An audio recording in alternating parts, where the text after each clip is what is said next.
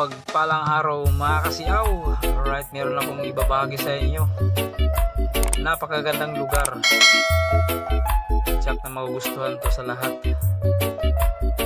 Ito ay aking babahagi. Ayan, itong beach resorts dito sa Mindanao. Dito rin ako pinanganak mga kasiaw. Ito yung lupang sinilangan ko.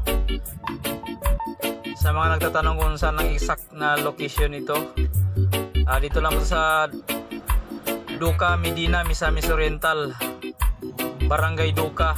Ayan, dito lang siya makikita sa Barangay Duca. Napakalinaw ng dagat guys. Ayan, pwede kayo mag-arkila ng glass boat para makita nyo dun sa ilaliman ng dagat. Sobrang linaw. Talagang magugustuhan ng lahat to. Sobrang linaw, ang puti pa ng buhangin. Ito ang sikat na beach resorts dito sa Barangay Duca. Duca Bay ang tawag niya dito mga kasiyaw. Sarap maligo dito. Napakalinaw ng dagat. Napakaputi ng buhangin, talagang malinis. Talagang magugustuhan sa lahat. Dinadayo na rin ito ng mga ibang lugar mga kasiyaw. Ayan, ang ganda. Kita mo naman yung dagat oh. Napakalinaw. Kita yung lalim. Saka maganda guys kasi medyo mababaw lang.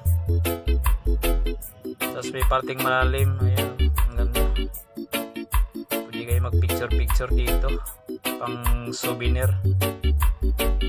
Itong beach na to mga kasiyaw, pinagmalaki ko talaga to kasi sobrang ganda. Napakaganda. Sulit na sulit pag nagbakasyon ka dito. Ayan, pwede kayo mag-snorkeling. Ayan. Tsaka dito rin yung sinasabing Japanese garden mga kasiyaw. Napakaganda. Kita mo yung kailaliman ng dagat. Talagang maganda yung tanging yaman dito sa Mindanao. Ayan, ganda.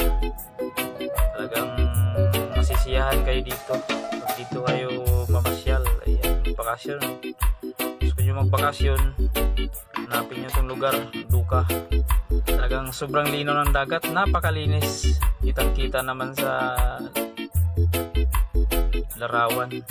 Ayan, oh. Pwede mga bata ito, may mababaw, may parting malalim din. Talagang maganda, sulit na sulit talaga. Kaya ano pa hinintayin nyo? Pasyal na, Duca Bay Resorts.